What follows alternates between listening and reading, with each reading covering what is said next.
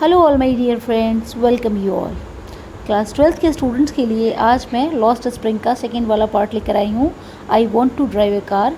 इसे लिखा है अनीस जंग ने। इससे पहला वाला पार्ट जो है मैं अभी रिसेंटली अपलोड कर चुकी हूँ गाइस, ठीक है। तो चलिए अब स्टार्ट करते हैं अपने इस वीडियो को। देखिए, the second part explores the life of Mukesh. इस स्टोरी का जो सेंट्रल कैरेक्टर है या प्रोटैगनिस्ट कह सकते हैं, उसका नाम मुकेश है, ठीक है। Mukesh is a boy who belongs to the family of bangle makers. Mukesh जो है वो बैंगल मेकर्स की फैमिली को बिलोंग करता है और वो स्पेशली जिस सिटी का है वो है फ़िरोज़ाबाद। और फ़िरोज़ाबाद जो है वो एक अमेजिंग ग्लास ब्लोइंग इंडस्ट्री वहाँ पर है और इसीलिए स्पेशली ये शहर जो है जाना जाता है।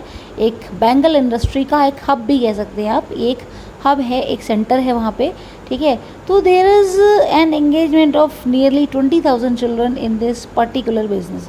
आप कह सकते हैं इस बिज़नेस में अप्रॉक्सीमेटली मान लीजिए कि 20,000 चिल्ड्रन के आसपास जो है बच्चे इन्वॉल्व हैं इस बिज़नेस में, ठीक है। Furthermore no one over there understands और respects the law that forbids child labour. एक तरफ तो हम लॉज की बात करते हैं, कानूनों की बात करते हैं, नियम कायदे कानून की बात करते हैं, तो उसमें लिखा हुआ है कि चाइल्ड लेबर जो है प्रोहिबिटेड है और उसे नहीं होने देना है। लेकिन दूसरी तरफ कहीं ना कहीं हम इन सारे रूल्स की अनदेखी करते हैं और हम उस लॉ को रेस्पेक्ट नहीं करते हैं जिसमें बच्चों के अगेंस्ट हो रहे हैं जो क्राइम है उनको रोका जा सके, ठीक है। तो moreover the living condition as well as the working environment are both horrendous. देखा जाए सबसे बड़ी बात यह है कि इस समय इन बच्चों की, इनके फैमिली की जो लिविंग कंडीशन है या इनका जो एनवायरनमेंट है जहाँ पर इनकी अपब्रिंगिंग हो रही है, जहाँ पर ये पल रहे हैं, जहाँ पर ये बड़े हो रहे हैं, दोनों ही चीज़ें कहीं ना कहीं बहुत नेगेटिविटी से भरी हुई हैं और कहीं भी इनका डेवलपमेंट पूरी तरीके से नहीं हो पा रहा है गाइस, ठीक है। Let's move on friends. These children live in dreary cells, also they work close to hot furnaces. अगर हम इन बच्चों की बात करें, इन पुअर चिल्ड्रन की बात करें, तो ये बिल्कुल एकदम अंधेरे से भरी हुई सेल है, पूरी तरीके से कंजस्टेड है, कोई वेंटिलेशन नहीं है, वहाँ पर ये काम करते हैं पूरे टाइम, ठीक है। And you also can say कि दे वर्क नियर या क्लोज टू हॉट फर्नेसेस। जो गरम गरम तेज़ भट्टियाँ हैं, बिल्कुल उनके पास में बैठ के उनको जो है बैंगल मेकिंग का वर्क करना पड़ता है।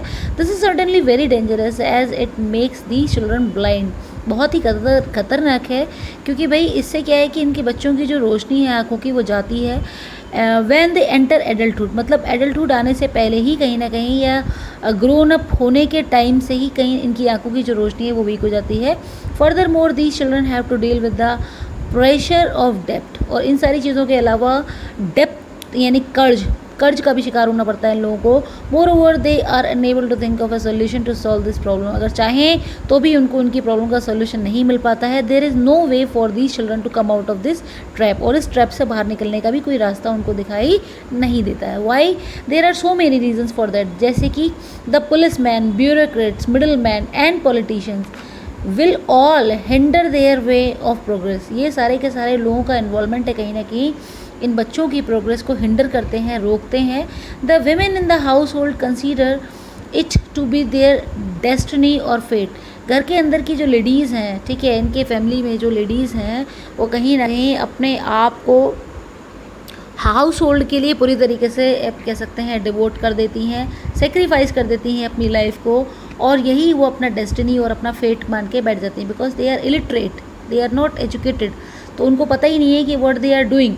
As a result of such thinking, वो इस तरह की कंजर्वेटिव थिंकिंग होने की वजह से, एक कंजर्वेटिव नैरो माइंडेडनेस की वजह से, they just follow the established tradition. तो वही जो एक लाइन चली आ रही, जो ट्रेडिशंस बने चले आए हैं, उन्हीं को ये लोग फॉलो करते चले जाते हैं।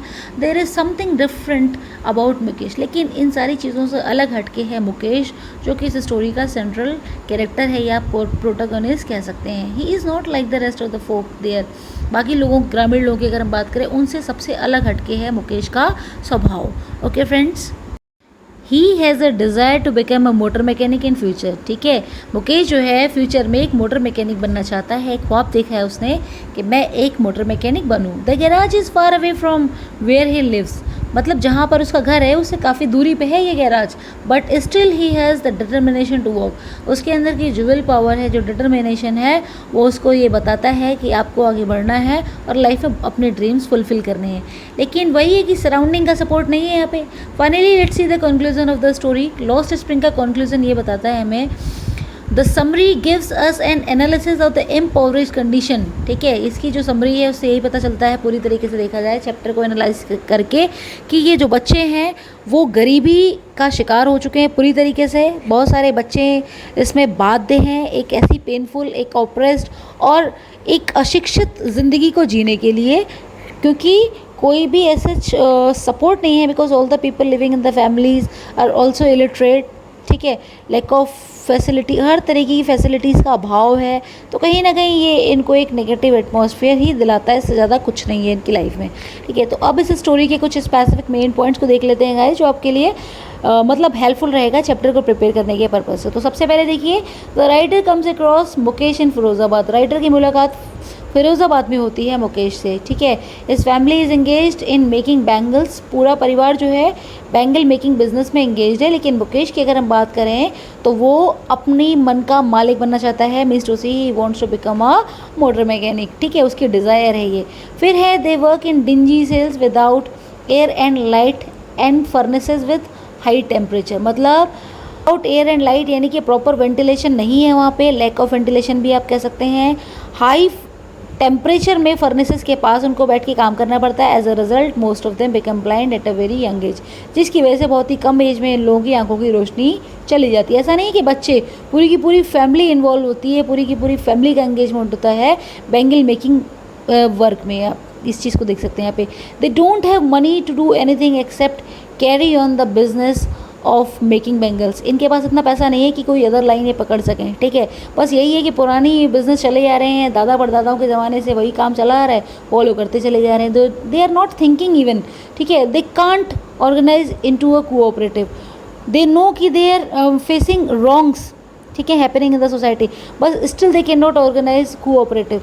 वो कोई संगठन को नहीं बना सकते हैं, वो लोगों का ग्रुप नहीं फॉर्म कर सकते हैं। दे आर एफ्रेड, उन्हें डर लगता है। क्यों डर लगता है? Of being hold up by the police, कि पुलिस पकड़ के ले जाएगी, अननेसेसरी टॉर्चर देगी। बस यही चीज़ें उनको घबरा देती हैं, डरा देती हैं, जिसकी वजह से वो आगे नहीं बढ़ पाते हैं और इलीगल एक्टिविटीज़ के अगेंस्ट नहीं खड़े हो पाते हैं। ठीक है गाइस, तो there is no leader among them, कोई लीडर भी नहीं बन सकता है क्योंकि किसी में इतनी हिम्मत नहीं है। दे टॉक ऑफ पॉवर्टी, गरीबी की बातें करते हैं, एपैथी, ग्रीड, इनजस्टिस, ये सारी बातें कर सकते हैं एक साथ इकट्ठे होके, but they can not stand against all this, वो इसके विरुद्ध नहीं खड़े हो सकते। So poor that they can not even dream, इतने गरीब हैं कि सपने भी नहीं देखते हैं वो। To do anything means to dare, कुछ और करने का मतलब है हिम्मत करना। ठीक है, कोशिश करना, और हिम्मत करने का मतलब है सोसाइटी के अगेंस्ट जाना। ठीक है guys, the author is cheered when she senses of it in Mukesh. Author को बड़ी खुशी होती है जब वो इस सारी क्वालिटीज़ मुकेश के अंदर देखती है। मीन्स टू से कि वो ये चीज़ ऑब्जर्व कर पाती हैं कि this is a very daring boy, he wants to do something. ठीक है, तो ये चीज़ है वो मुकेश में महसूस करती है, तो उन्हें बहुत ज़्यादा खुशी होती है और उसका सपना यही था कि वो मोटर मैकेनिक बने।